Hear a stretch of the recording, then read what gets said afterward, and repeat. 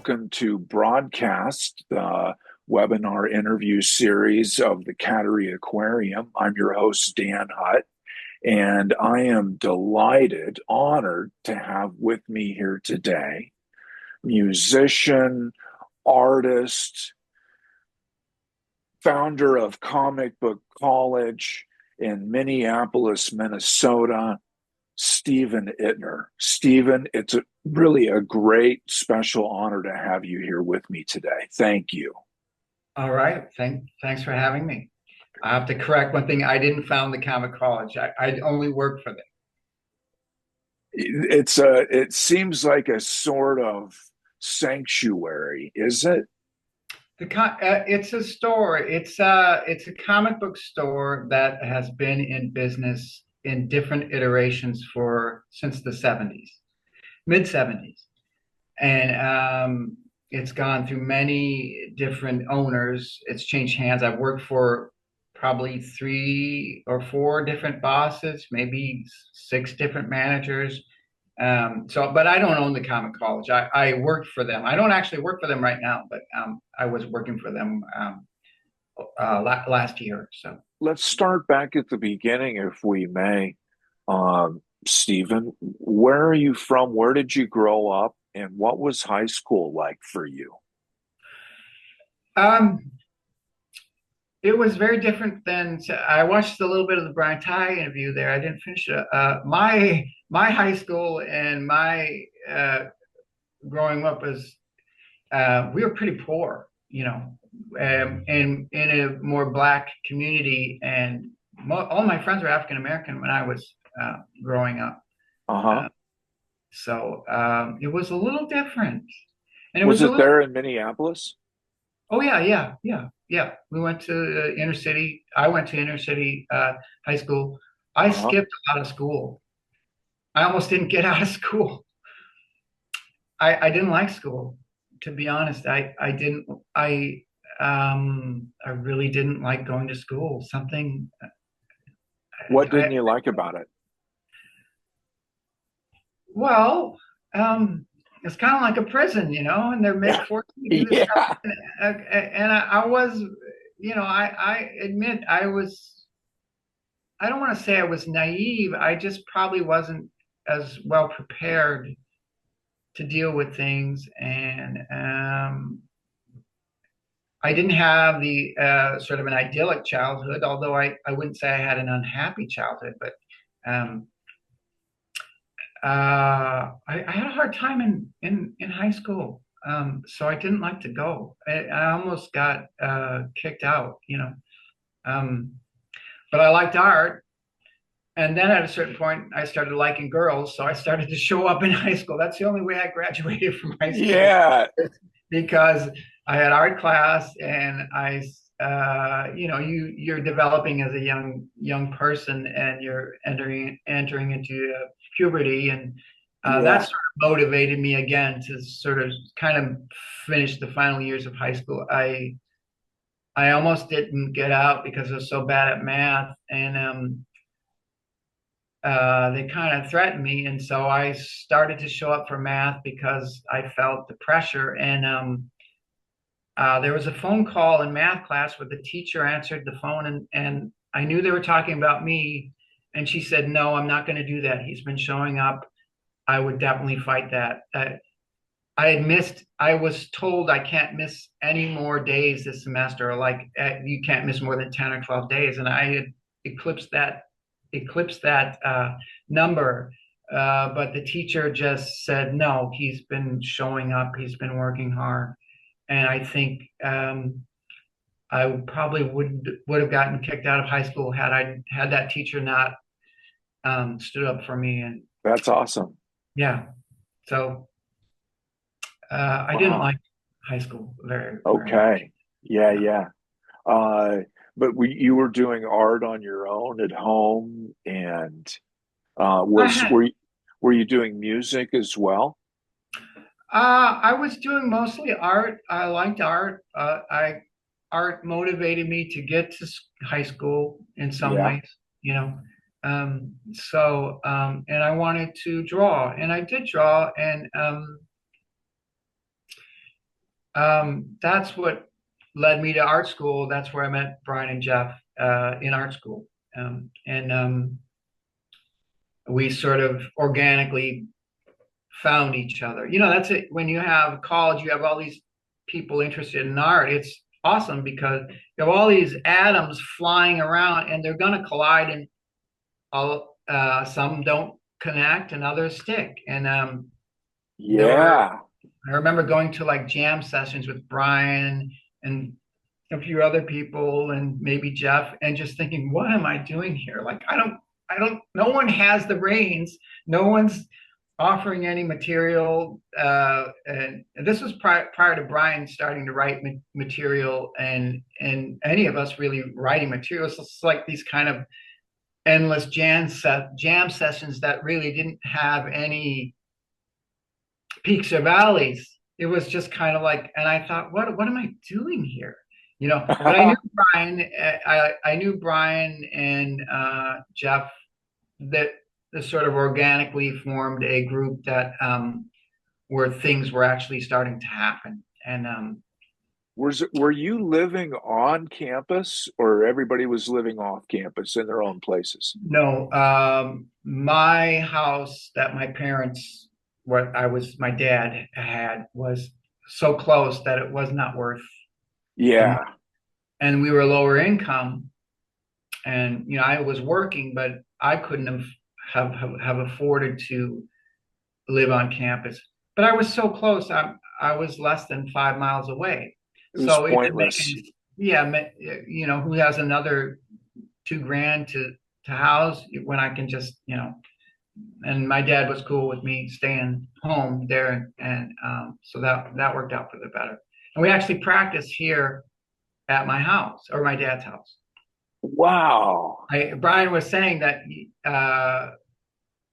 that's where we began practice because my dad was so much into music that he had a drum set in the basement and he there might have been an amp and things, and so that's where we started practicing was at my parents. Wow. Yeah, So he was really supportive of you in that my capacity. dad.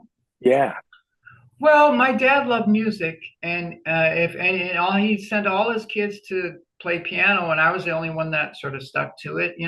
Yeah. Um, but I think when I was about 12, I rebelled and I said I don't want to do this anymore. And Yeah.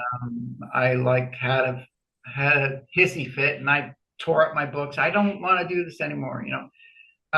Because it was basically going to a lesson for 40 minutes, and the teacher would play me the song, and then I would replicate what the teacher played. And I did it mostly by ear. I still don't read music very well, but it seemed to be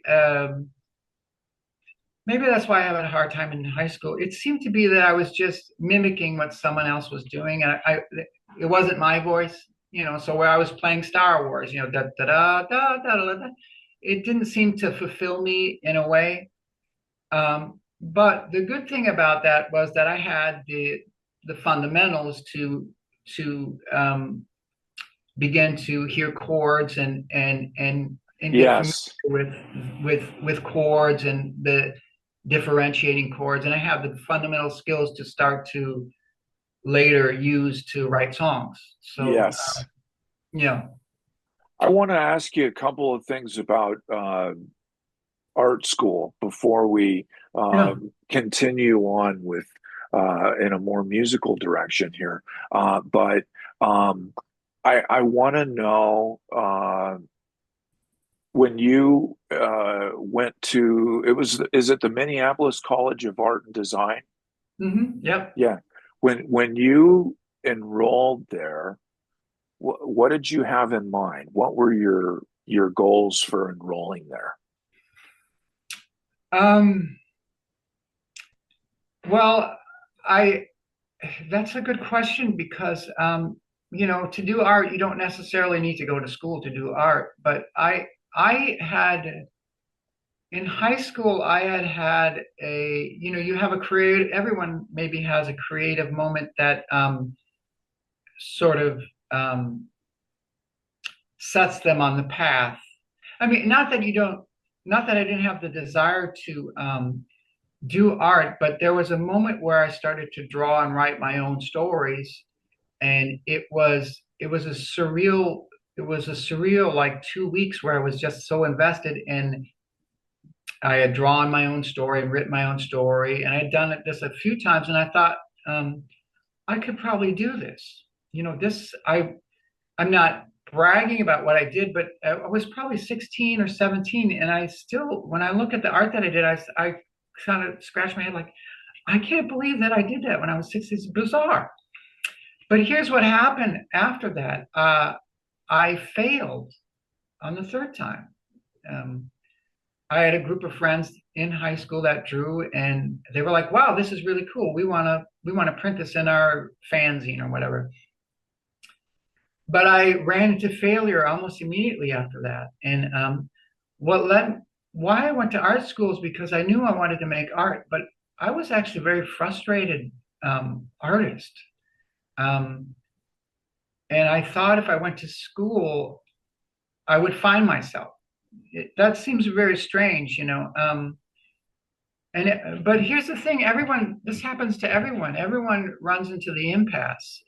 You know what I mean? If you're writing a song, let's say, and you get stuck, um, what do you do? Or if you have a success, and this happened later in life when I kept drawing and I had some things published. Something that I did for myself, like I in the 90s, I was in the hangups. I drew another story or some other stories, and I sent them off to publishers, either Fantagraphics or Dark Horse, and um, they started to call me back and say, "Hey, oh, we like this. We want to publish this story, and we'll pay you." Wow. Um, and then I failed again. And what happened, I think, was there's things you do for yourself that are introspective and that you're on your journey. But what happened to me was once somebody said, "Hey, I like this. Do that again." All of a sudden, there's another element to what you're doing. You're no longer doing it necessarily for yourself. You're doing it because someone says, "Do that again." Do that again. And they got in between me and what I wanted to do. And so that was an impediment. And I'm hearing a theme here. I'm hearing a theme because them saying that, do that again, is the same as your piano teacher saying to you, do that again. What I just did is the same as uh, high school where you're being asked to mimic behavior. Do you think that's um, that's that's close, but it's not exactly. When I was doing piano lessons, I was being taught to mimic, but this is different. Like when you write or do something on, let's say you write a book or a story, you're doing it through your own heart, through your own identity, and that's a little different. So here I had done something original that came out of me, and now someone said, "Hey, be original again." Um, it's like you're being observed. It's like if you did something and you did it, it changes that, that's that thing where when you're being observed, how do you be yourself? You know what I'm saying? yeah. Once again, I ran into this wall like, wait, these people are offering me money to do this again. And so I tried, but I failed again, which is really weird. Just the fact that someone now expects you to reach this bar changes the engine at which you reach that bar. All of a sudden, you're not doing the psychology of it is like, am I doing it for myself or am I doing it because they're going to pay me? And it really psychologically changes how, at least for me, it really kind of became a difficult thing to succumb or to get past. Um, Me too, and well yeah, said. I know exactly what you're talking about. The yeah. terms are totally different when someone is demanding it of you. even expecting it. It Yeah. may just be an expectation, and I don't think I had the confidence to deliver that. There's people like John Lennon or somebody that can. I'm amazed that they can like, oh, well, you have another record due, and they put out this masterpiece. Not everyone can do that. It's Right. um, so I've uh, getting back to school. I went to school to keep making art because I knew I wanted to make art, and I had some skills. I had some painting skills, and I kind of just coasted on those. I actually got more out of some of the philosophy classes and things about art than I did necessarily the painting classes. Um, Wow. Those sound like awesome classes. well, it depends on the teacher. There was a particular teacher who was so incredibly inspiring in certain ways. Um, um, and I wasn't the only one who would say that. Brian would say that, and Jeff would say that, and many other people at that school at the time. There was a teacher who taught aesthetics and a little bit of art philosophy, and his name was David Knight Brown. And you would walk into his class, and he would start to talk about art, and it would start to make sense. Why would you bother to make art? What is the point of making art? Because um, it's like Oscar Wilde said, art is a useless thing. And it's hard to pin a practical thing that why would you make art? If you think of primates or chimpanzees, they use tools. They use rocks to crush nuts. They use sticks to get insects. Those are practical things, but I think it's only humans that make art. You know what I'm saying? Yeah. And it defines us in a way, and it's about a self-reflection, but it's and why do we need to make art? What's the point? You know? But it's so about who you are. And I don't think of art as just necessarily making songs. I don't think of it as just making paintings or anything. Art is the defining who you are. It begins. You get up and you say, "What shirt am I going to wear? Who am I?" When you go to high school, it really starts. Music becomes very important. It defines. Music starts to define your identity at that age and about high school and about college. I run into people. I remember when we were playing music, somebody would come and just go to the hang up show. Oh, I love it. I said, "Oh, where are you from?" "Oh, we're from Iowa." I said, "Well, why did you move here?" I said, "Because of Husker Du, or because of the Replacements or something." And I Yeah. thought that was so strange, but they identified so strongly with this music that they took their lives and they moved to this place to be around this thing. And Stephen, I did the same thing, although it didn't stick.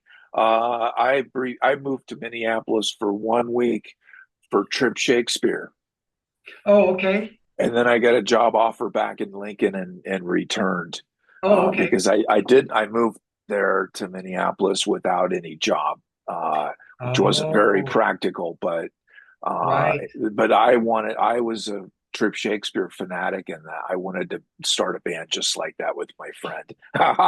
So I can Well, relate to that crazy notion.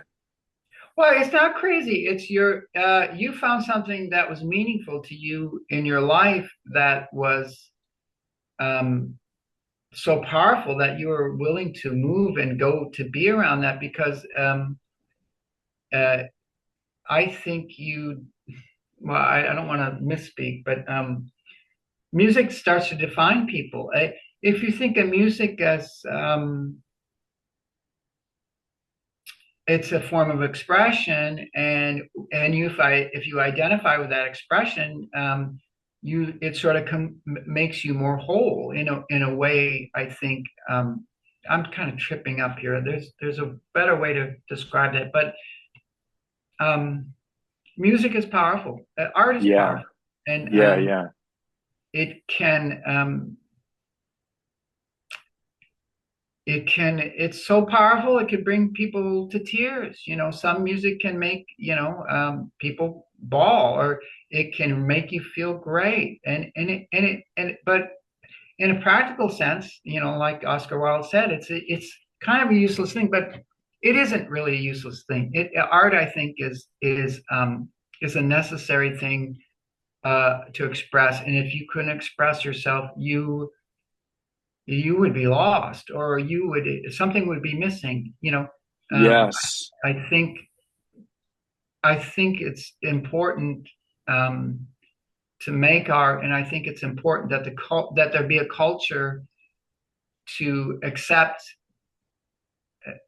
a sort of a bedrock culture to facilitate art. I'm not saying that it has to be imposed, but I'm saying that these things develop organically. And Right. I think in Right. the '90s, your desire to move to Minneapolis is part of you finding yourself, and part of you wanting to either complete yourself, or not that you ever finish completing yourself, but um, you're always sort of becoming yourself. It's kind of strange, but Right. you know. Right. Uh, when I spoke with Brian about art school, and immediately you and Jeff came up, and he talked about it was a painting class, and it was with a professor that he really liked, and he remembered her name, but I can't remember it. Mhm, But he talked about she would come up while he was at the easel working, and come up and just X out sections of what he was doing. And mhm. I was horrified by that as he was Oh, saying okay. it. But Yeah. and I see that you have the same response that he did. He was joyful about it, and he said she gave him an entirely new perspective on things. And uh, it made, as I thought about it more afterwards, it reminded me of a discussion that I had with Dan Wilson from Semisonic, and it was about the idea that you have to get over, as an artist, you have to get over the idea that everything that you do is precious. You have to get over that Mhm, precious factor, mhm. and I Yeah. think I think that's what I'm talking about here with the instructor Xing out parts of Brian's work. For Mhm. me, that would be blasphemous, because everything that I work on is precious with a capital P, and Okay. I know that's not the way to be, and it's exactly why I've never tried to make a living off of anything, because I know I'm that way, and it's crazy, but that's just Oh, how I am, I guess. well, they're different mediums. Art is different. Yeah, it does sound kind of crazy that someone just come up to your drawing and just start changing it. Do you recognize what I'm talking about? Do you know who it is? Oh, I know who you're talking. I had a class too. I think I had it at a different time. She never went over my drawings. Um, I wouldn't have been. I don't know that I've been offended, but she was trying to teach. I do remember her Yes. saying one thing that was interesting. I really believe what she said. She said, "This is about art. When you see something in art that you like, and it's and it influences you." I don't want to use the word imitation because that seems to be illegitimate. She said, when you see something in art that influences you, you're seeing a part of yourself in their work. And so she was saying to take that. The same thing is with music. When the Beatles came on the scene, they influenced everybody. And um, Right. I lately I was working on a song just the other day, and I was stuck again. And and then I was at work, and I can be alone at work. Sometimes I'll listen to music, and I came back home to work on the song, And I really believe now that music and art are there. If you were just isolated in your own box, you wouldn't be making that much interesting art. It's a kind of like music in, music out kind of thing. And Yeah. it's the same thing with the drawing with the woman Judith Root said, when you see something that excites you in an art out in the art world, there's some artist, um, you're finding yourself in their music. And that's why the Beatles or whoever, Bowie, you want to talk about, when they're playing something that excites you, you're finding they've tapped into something universal that you see yourself in that. And I'm tending to believe more now that originality is not, it's not that there is an originality, but you really do have to be digesting music. Um, it's like a living, it's almost like, there's a forest in California that's alive for thousands of years. Like this music here, um, uh, if I just stop listening to music, I could still make music, but I really think influences are kind of, they're almost contagious, and you kind of have to keep listening if you want to keep making music. And I don't know if that's true, but I'm beginning to believe that. I I'm with you every step of the way, and I was just about to say, are we talking about the myth of originality here? Before you said it, and I think you're spot on with that. Yeah, I wouldn't say there isn't originality. You are a unique individual, but I do think that there's a paradoxical relationship between the world and the individual, and they both you're in context in the world. So anyway, so I was stuck with a song, and I started to listen to music, and strangely enough, the music affected me in a way that I thought uh, it unlocked the song for me in a weird way by listening. I don't want to get and it's not like ripping off someone's part, but it sort of changed my thinking about the song I was working with. I have the idea this, when I'm not as prolific as somebody like Brian Ty, but I still work on music, and I, if you or I or anyone, what I always thought was I could just take what I know and pound a song together. I could in my hammer, I can get the wood, and I could build a song. But it doesn't really work that way anymore for me. I see it more as not something that I force into existence, but something like I get, strangely enough, some of the songs that I like the most that I've done came out of accidents or little weird discoveries, not so much creations that my will forced this song into being. Yeah, It's like yes. of course no one's heard the music. I have all this music, but like I think one song just came out of a fluke, like it was a weird off timing thing, and out of that came this song. Yeah, And it didn't come out of me forcing this song into existence. It came out of me just sort of messing around and discovering something that I wasn't even sure was interesting at all. Uh, yeah, so I have a tendency when writing to allow myself to, if I work on a song for a few hours at night or whatever, if I don't find anything, that's okay. I have to let it go and just sort of hang my hat up. That was what I did. But also, and just kind of accepting the fact that I can't just will things into existence, that they're almost like little gifts, little discoveries that make songs more so.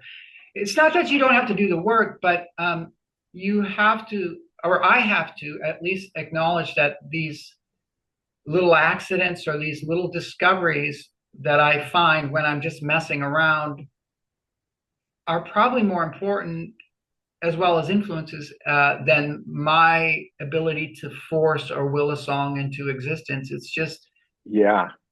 it's because I don't know why, but it sort of takes the responsibility off me and and off my ego to say that a song is a gift rather than I created this.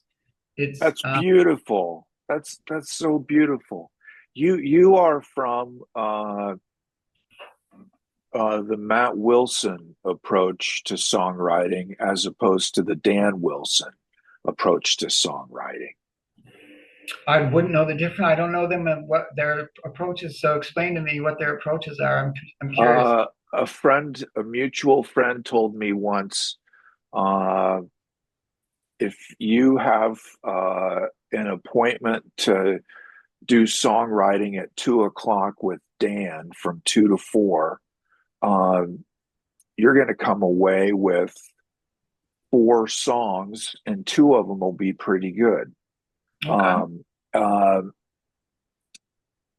Matt probably wouldn't make that appointment for starters, but is more of, as just as you described a moment ago, of not trying to schedule inspiration, Sure. but letting it take its natural course and whatnot. That Right. doesn't mean that you don't work hard, but you don't. You're not sitting around expecting an epiphany. Right. Um, yeah, it's hard to schedule inspiration or an epiphany. I don't think it works that. I do think you have to work. I mean, Yeah, I think you have to work at it, but you also have to be humble enough to accept the fact that you, at the end of the day, did you find something that's interesting that's you're going to work on tomorrow?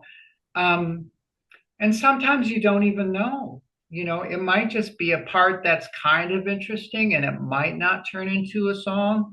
Um, and there's also that weird thing where you think you have a good song, and then a month later or 2 months later, you realize it's not that interesting of a song. I've had that yeah. happen. You know, you can fool yourself into believing, like, oh, this, I like this, you know. Um, it's very strange. It's very strange.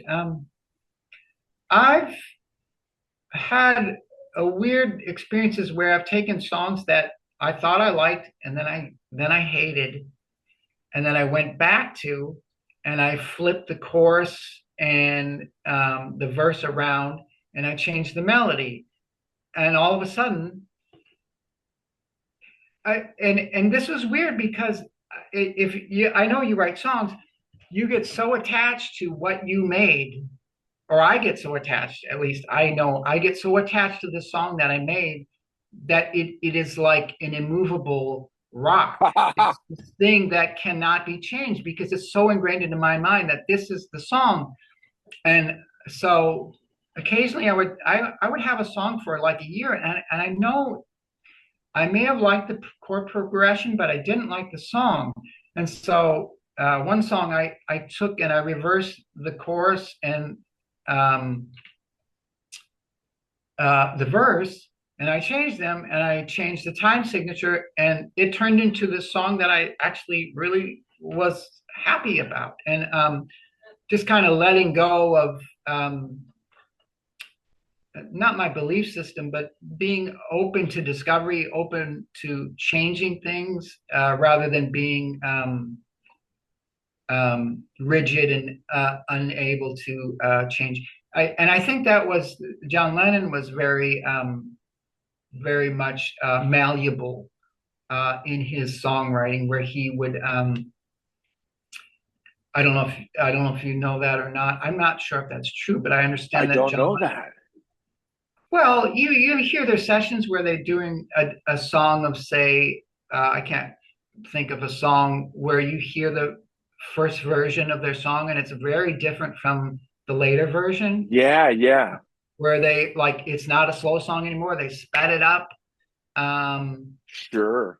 they that's not the best example, but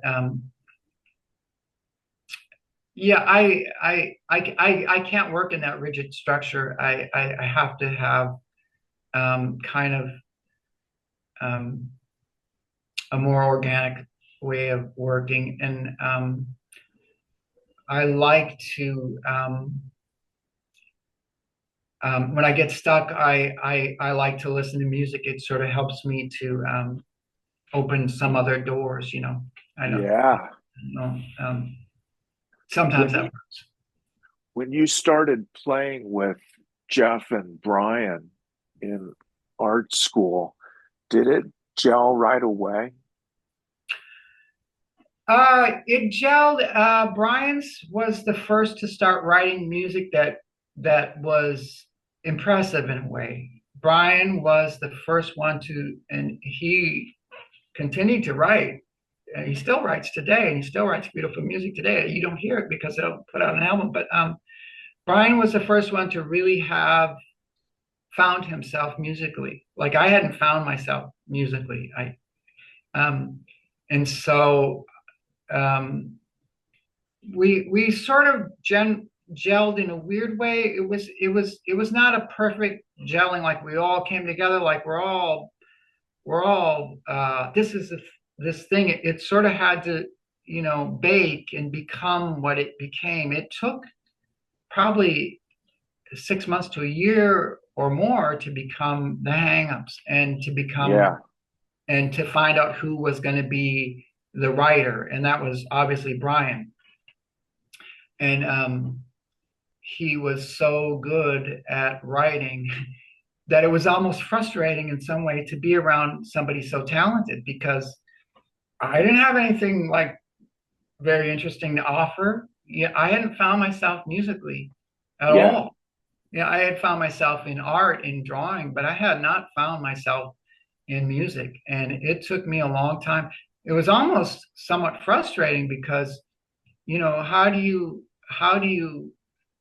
that thing about anxiety when I said, when I would make a piece of art and someone said, or a story, and they say, hey, we want to print another one, write it and draw another one.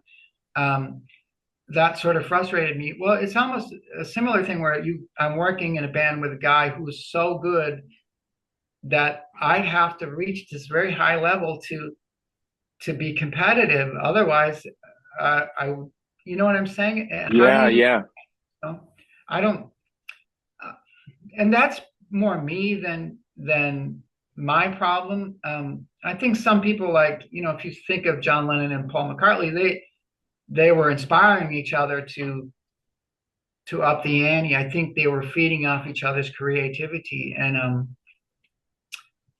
I think there was a little bit of that going into the hangups, but the main engine, of course, was Brian. And I think when Jeff and we had the opportunity to put music on a hangups album, my song, because I have a more R&B sort of, it didn't quite fit onto that pop that Brian was writing. My Yeah. own, I had a little more R&B kind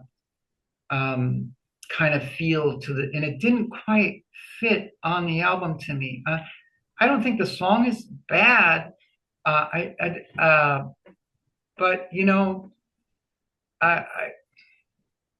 I was glad to have the opportunity to put a song on the hangups, but I don't think it quite fit on the album. And it was probably one of my earliest, not earliest, but one of the very early songs that I had written that felt like a song that Yeah. held together. So Right. In all the bands that you've been in, Hang mhm, Ups, the Owls, any other group that you've been a part of, mhm. how is it worked out that the members in the band develop their parts? Does the songwriter come in and dictate what each of the parts are, or is it typically left up to that individual person to develop his or her own part? How does it usually work in your experience? Uh, Generally, in my experience with the groups that I've been involved with, I have mostly free reign unless something doesn't sound right. So, Okay.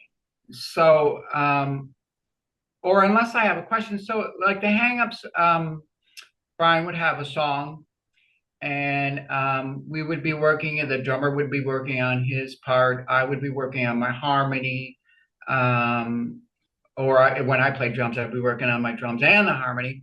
Um, and generally I had free reign to come up with me because we're all musical people. We have if very rarely someone Brian might say, "Hey, what about going to higher note or G or what about And so we would just it would organically work itself out. But generally, I had free reign, and I'm not going to say that I wasn't bad at it. I was good at finding the notes, but sometimes there would be an alteration. It was very organic, pretty much. So, That's and beautiful. well, yeah, I don't think it wouldn't be as fun if someone said, well, you have to do this note and that note, that, and Brian is open to and most of the people I work with, I wouldn't work with them if they just forced you to do something that you thought was, hey, well, I like this. So, I mean, I would acquiesce if it was that important, but generally things are very organic. So and I think that's the best way to do it. People are in a band for a reason. They want that input into the song, or they wouldn't be in that situation. Right. And then it would just be a job. Yeah, Yeah. Why would and the life would be taken out. It's it all, would. It would suck yeah, the yeah, life out. yeah. You want an organic process to be happening, and you want your contribution to be valued. And if you're good at what you do, it will be valued. And I never sensed that my contributions weren't valued. I have my own criticism of myself. To be honest, I was not the best drummer. To be honest, I was. I had I technically, I was not for the hangups. I was technically not a good. I had a sense of feel. I had a sense of rhythm and stuff. But I technically was not a very fast or the double bass things and things like that. I was not. I didn't learn how to play drums until after I stopped playing in bands. Uh, Yeah, because I used to play with my hip and my leg. In When you play drums, you want to use your toes, your whole leg. And so we would play a show, and I would be using the largest muscle is your thigh and your hip, and the smaller is your ankle and then your toes. And if you imagine if you're going to play drums and you're going to play a power pop song, and you're using your whole, let's say it's the arm, you're using your whole arm, bam, bam, bam, your arm will get really tired. But if you're just tapping your finger, you can do that all day. yeah. So I had a really hard time playing drums. Um, I managed to do it. It was plausible, but I just wish I had knew more. I wish I had known more at the time. I didn't know Yeah. about technique, and but so I wonder if you and I might have crossed paths once. I think it would have been the summer of 1994. I have over here in the corner, you can't see, but this corner is kind of my Trip Sonic corner. All of the flyers from Trip Shakespeare, semi-sonic wow. stuff. But there's a flyer on the top uh, of Matt Wilson solo show, supported by the Hang-Ups. And actually, that would have been April 29th at a venue called the Hurricane in Lincoln. Um, and they were promoting the Hang-Ups, as the flyer says, yes, you've heard them on the radio. Uh, Okay. do you remember playing that gig in Lincoln? I no, I don't remember playing that game. I played in Wisconsin, Iowa, Chicago, Des Moines. They may have had the other drummer at that point. Okay. I didn't travel very well, which is really hard on me. And so they had another guy. It was really hard. I had a lot of anxiety traveling. I don't know why. You know, some people that's just they that's I couldn't explain it. I wish I could explain it, but I can't. Yeah. Um, I so I I like staying home too. yeah, well, yeah, some people weathered it well easier. I was very I couldn't explain, you know, why. I mean, eventually I got drugs and I could travel, but then things started to change. You know, the band's dynamics changed, and then the hangups actually broke up after a certain point. But I wasn't playing with them at that point. So, um, Yeah. yeah. So, I mean, I found a workaround, but it was kind of, you know, bands have a life, they have a lifespan, you know, and they fluctuate, members change. I couldn't travel at that time in the by the late 90s. I was not traveling at all, you know. I started traveling again in the Owls. You know, they gave me some Ambien. I could go sleep, and that worked okay. That was fun. Um, but no, I don't think I made it to Lincoln. I'm sorry. I did not Okay. think I made it there. Yeah. Is Um, Chad the other drummer? Is that they had two different drummers. Well, they had three. okay? It started with a guy named Matt. It was a four piece, and then I played drums because neither Jeff nor Brian could play drums. But my dad was played music, so he played, you know, guitar and violin and trumpet. He always had a drum set and a piano in the house.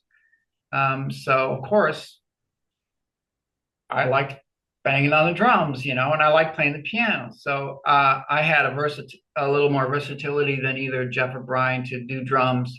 So naturally, I just started playing drums for the hangups. And but at that point, after about 6 years, and the traveling was hard, and I hadn't found a solution, they had Brian Hanna, who mixed Oh so yeah. well.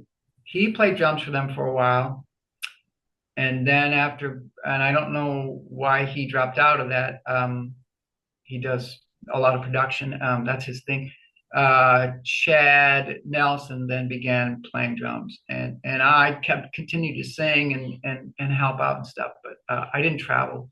I didn't start traveling again until the Owls. I think we did some traveling. Yeah. What was it like as the hang-ups started to get more and more popular? And I think you played places like First Avenue main stage and Hmm. whatnot. Was that exciting? Oh, it was fun. Yeah, there was definitely a lot of fun. There was a lot of fun.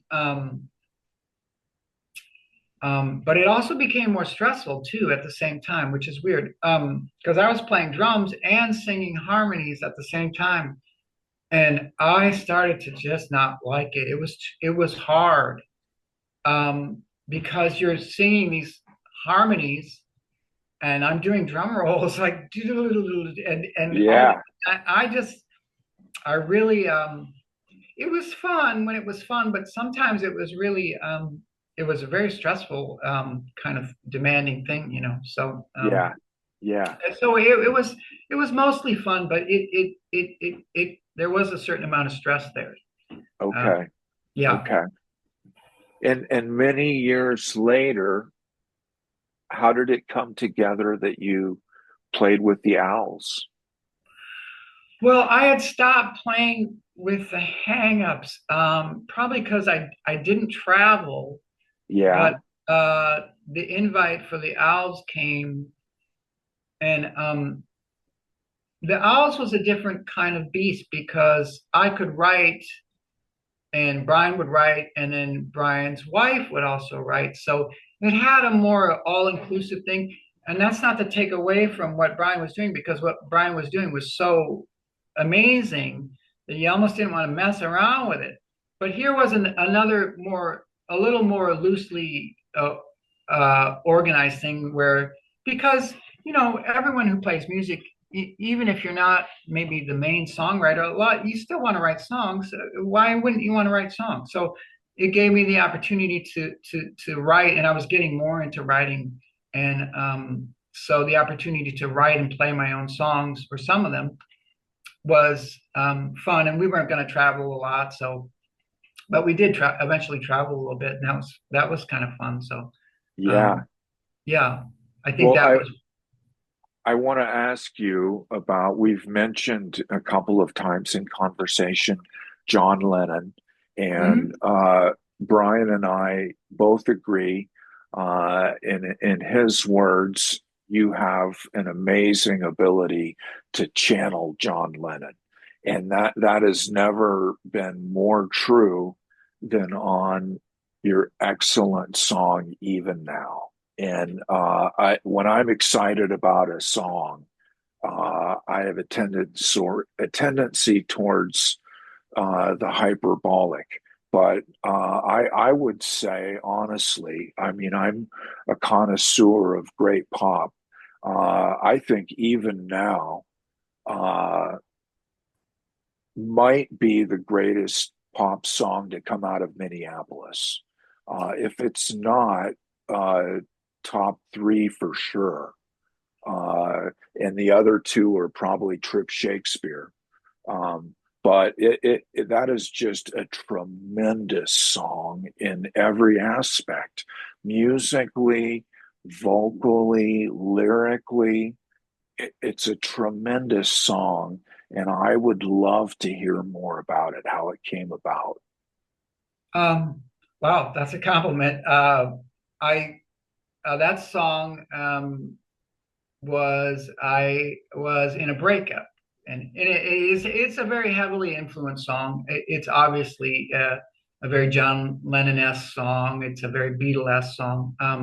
Were you But thinking John Lennon when you were doing the sh? Uh, Well, that's the thing about influence. I mean, I think I really believe that influence you're not. I really believe that individuals without are always being influenced. One, even John Lennon was being influenced, like by the Byrds when he did Rain. He took that 12-string guitar, and I heard the Byrds. I heard the Byrds when I heard Rain. So the idea of a complete originality, I don't. I really believe we are really all being influenced all the time if we're listening. Um, Unfortunately, I think that song is a little too much John Lennon, but oh, it I do doesn't. not. Oh, okay. Well, um, I tend to wear my some influences a little. It's just a little too apparent. But I like the song. The song came. I was in a relationship and I got dumped in that relationship, and it hurt. And the song is about how this person just brought me down. And I can't remember the lyrics, but it it it I don't remember. I wrote it on piano, and it was about a breakup that was it was painful. And I don't know what else to say about the song. That's the thing about things that hurt. No one ever. You don't need any help when you're feeling good. When you're feeling good. No one needs to console you. When you feel joy, when you feel on top of the world, no, you don't need any help. But when you feel down or when you get injured or hurt, something like music is, you need to do some therapy, and music is kind of therapeutic. And that was getting out my being so upset about being broke. This person had broke my heart. And so, how you gonna just bring me down? I'm so tired of being down. Like she had really hurt me. So that's where the song came from. And I think I have a sort of belief in balance about music. Like I like rock and tunes, but I almost believe that if I don't address the things that are painful in life, that I won't get to the rocking things. Like they're kind of two sides of the coin. Like Um, and you see bands like the one hit wonders that just do the rocking song. Well, they say do that again. Well, what? You have to Yeah, both sides of the of your life, those things that are painful, and then the other things are joyful. You get both, but I have, I can't prove this, but I kind of believe that if you don't address what's painful, you won't get the other stuff either. You yeah, have, yeah, yeah, and music is very powerful in that way for helping with emotional pain. yeah. Yeah. Um, Now it's to go ahead, excuse me. well, I don't know if it's just pain, but things that are, about life. Right, sure.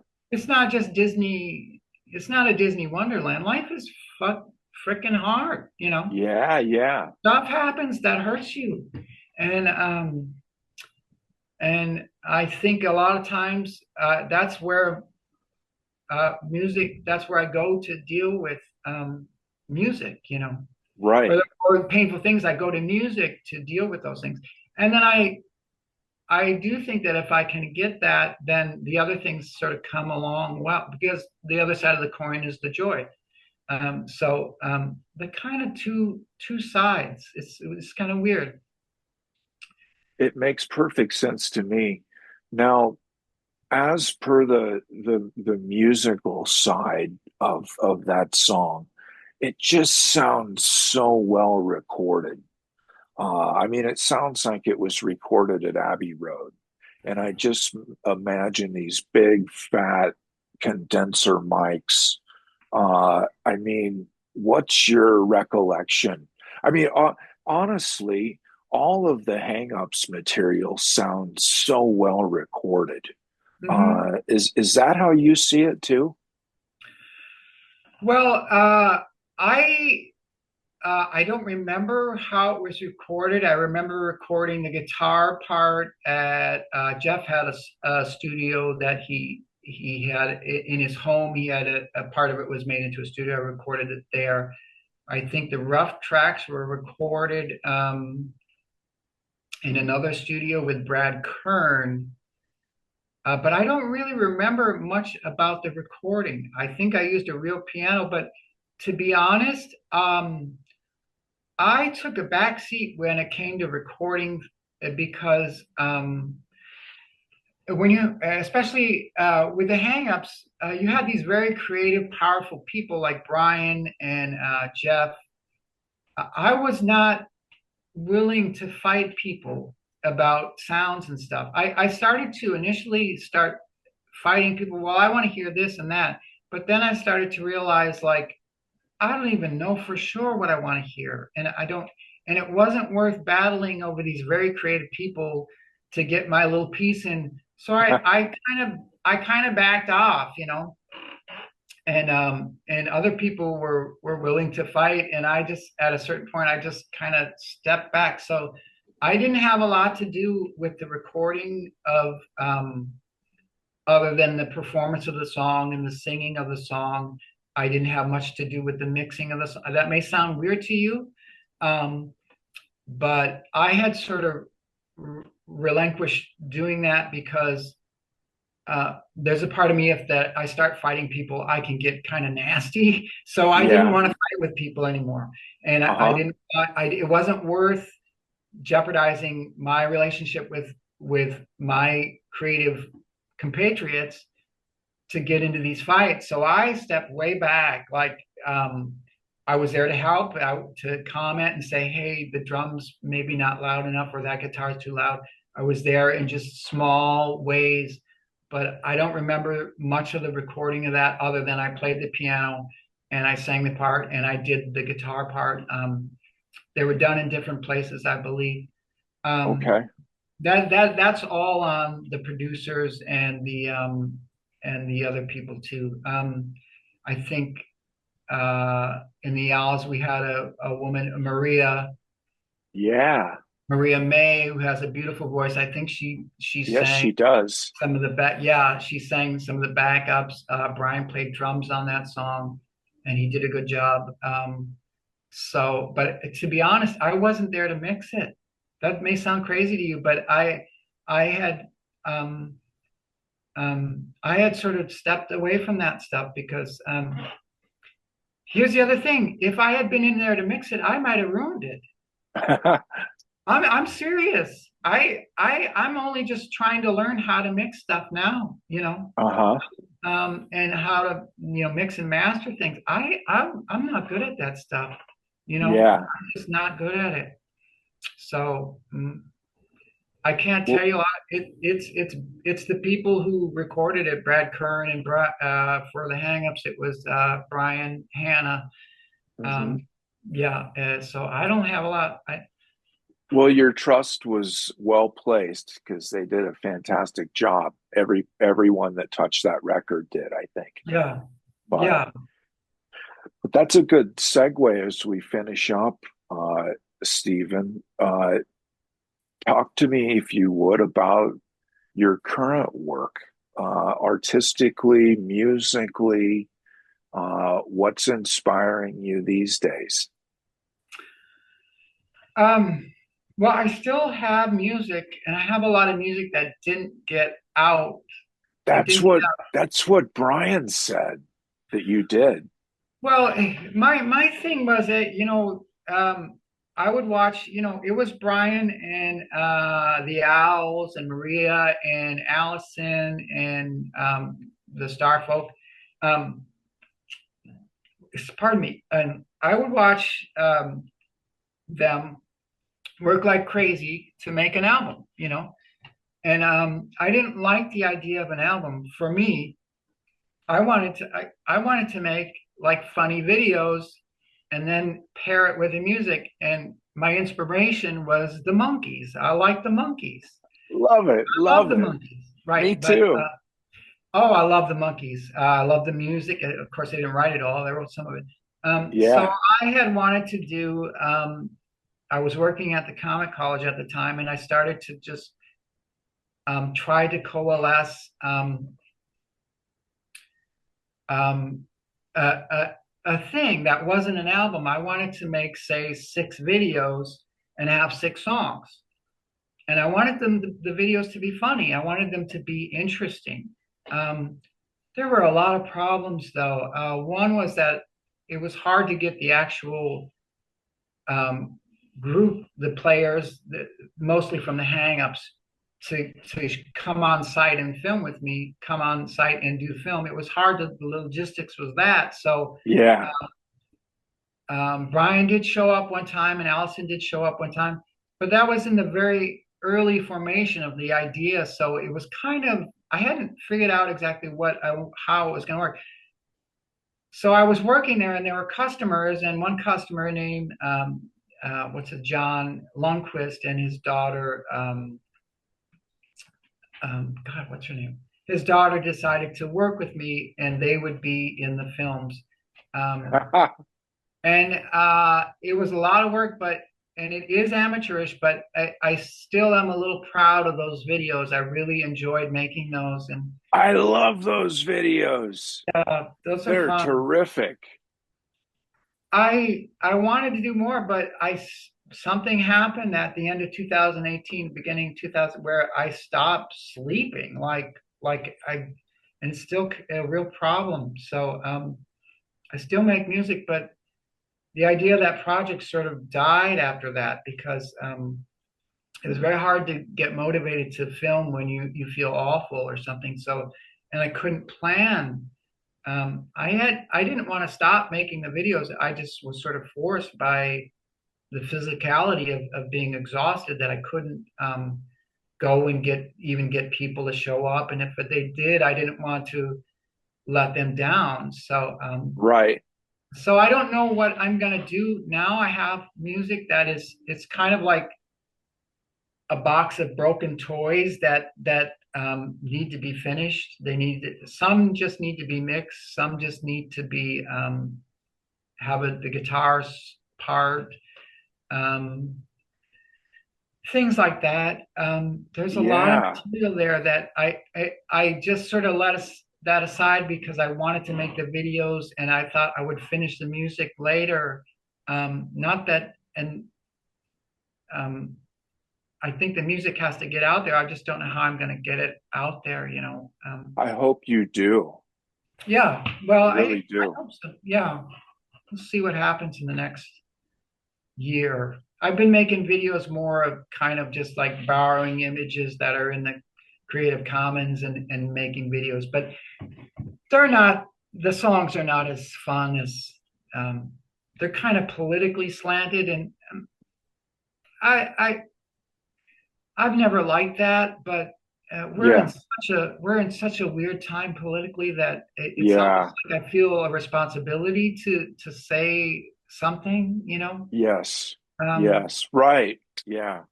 um, and I'm older and I have a child now, and the world, what is that? What is the world going to be, you know? And Hmm. so Hmm. there's that, but I can't say it's the most exciting thing. Right.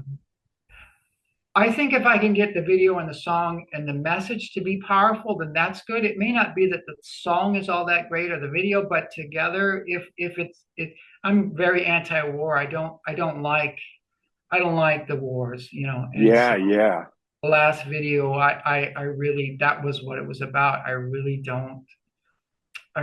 think it's not, you know, we should be trying to get peace, not, you know, Right. when you're not even going to have a conversation with your adversary, that's not a good, the outcome's not going to be good. And it doesn't matter if they're awful people or not. You should try to, war should be the last resort. And so I've sort of slipped into this sort of political sort of music, which I don't really like, but I feel just a responsibility if I'm that to do it in a weird way. And I don't want to do a lot of it. I think I have one more video that's kind of that way, and I think I'm just gonna try to go back to like the band and things like that, you know. Yeah. I thought it was terrific. I love that song and video both, and can't wait for that next one. Well, thank you, thank you. Yeah. Stephen, do you like to read? Are you a reader? I was a reader, but I haven't read a book in 24 years. Uh-huh. I'm a listener. Yeah, yeah. So there are books that I like.